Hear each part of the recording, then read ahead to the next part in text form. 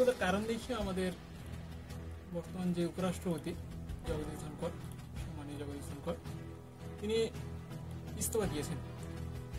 এবার সেই পদে কাকে বসাবে তাই নিয়ে কিন্তু বিজেপি সরকার অর্থাৎ নরেন্দ্র মোদী হয়ে যায় ব্যতিগ্রস্ত। কিন্তু তার সামনে বিহারের ভোট। এবার কি সে বিহারের ভোট অঙ্ক করছে মোদীর বিজেপি?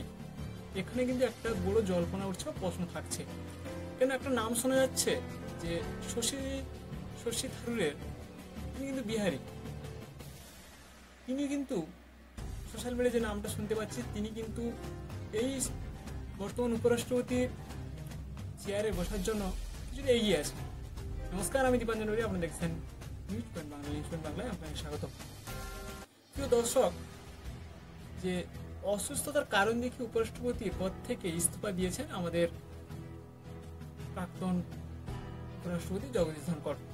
যদিও তার হঠাৎ ইস্তফায় গুঞ্জন শুরু হয়েছে জাতীয় রাজনীতিতে, এরই মাঝে জল্পনা শুরু হয়েছে কে বসবেন দেশের দ্বিতীয় সর্বোচ্চ সাংবিধানিক পদে।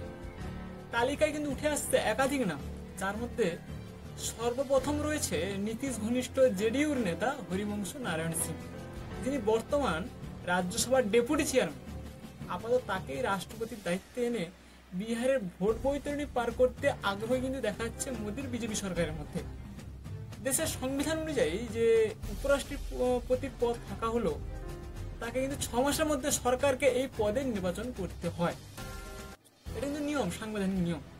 নির্বাচন সম্পূর্ণ না হওয়া পর্যন্ত যিনি ডেপুটি চেয়ারম্যানের দায়িত্বে রয়েছেন, তাকে উপরাষ্ট্রপতি ও রাজ্যসভার চেয়ারম্যানের দায়িত্ব সামাল দিতে হয়। ফলে নির্বাচন না হলে আগামী 6 মাস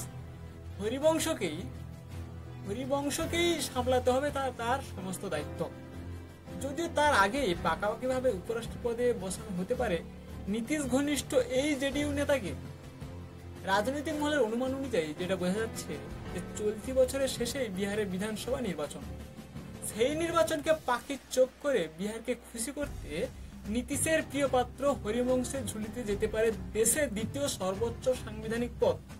কি বলছেন প্রিয় দর্শক? যদিও একা হরিবংশ নন, সম্ভাব্য তালিকায় রয়েছে একাধিক নাম। রাজনৈতিক শিবিরের জল্পনা রাজনাথ সিংকে দেওয়া হতে পারে এই পদ, কারণ আরএসএস এর তরফে 75 বছরে অবসরের সময় বেঁধে দেওয়া হয়েছে, যা পরবর্তী প্রধানমন্ত্রী মুখ হিসাবে রাজনাথ সিং এর নাম উঠে আসতে শুরু করেছে। বুঝতেই পারছেন, তাই তাকে উপরাষ্ট্রপতি পদে বসিয়ে নরেন্দ্র মোদীর পথের কাঁটা যাতে সরানো যায়, তারও চেষ্টা কিন্তু চলছে ভিতরে ভিতরে।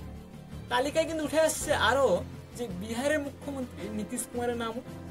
মুখ্যমন্ত্রীর পদ থেকে তাকে সরাসরি উপরাষ্ট্রপতির পদে এনে বিহারের বিজেপির মুখ বসাতে তৎপর কিন্তু গেরুয়া শিবির, কারণ সামনে কয়েকদিনের মধ্যেই বিহারে কিন্তু ভোট। সোশ্যাল মিডিয়ায় এই আকাশ কুসুম জল্পনায় উঠে আসছে কংগ্রেস সাংসদ শশী থারুরের নাম। এই পদের জন্য তাকে অন্যতম যোগ্য হিসেবে মনে করা হচ্ছে। সাম্প্রতিক সময়ে বারবার মোদীর প্রশংসায় পঞ্চমুখ হয়ে উঠতে দেখা গিয়েছে এই শশী থারুরকে। যদিও জল্পনা ছড়িয়ে হয়তো বিজেপি যোগ দিতে পারেন তিনি। এই পরিস্থিতিতে খাতায় কলমে কংগ্রেস সাংসদ শশীকে এই পদে বসিয়ে গণতান্ত্রিক হিসেবে নিজেদের তুলে ধরতে বেনজির পদক্ষেপ নিতে পারে কিন্তু মোদী সরকার। কিন্তু প্রশ্ন উঠছে, কিভাবে নির্বাচন হয় উপরাষ্ট্রপতি?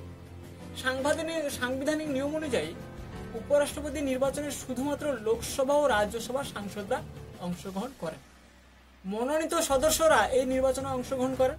তবে রাষ্ট্রপতি নির্বাচনে লোকসভা ও রাজ্যসভা সদস্যের পাশাপাশি ভোট দেওয়ার অধিকার পান বিধানসভার বিধায়করাও।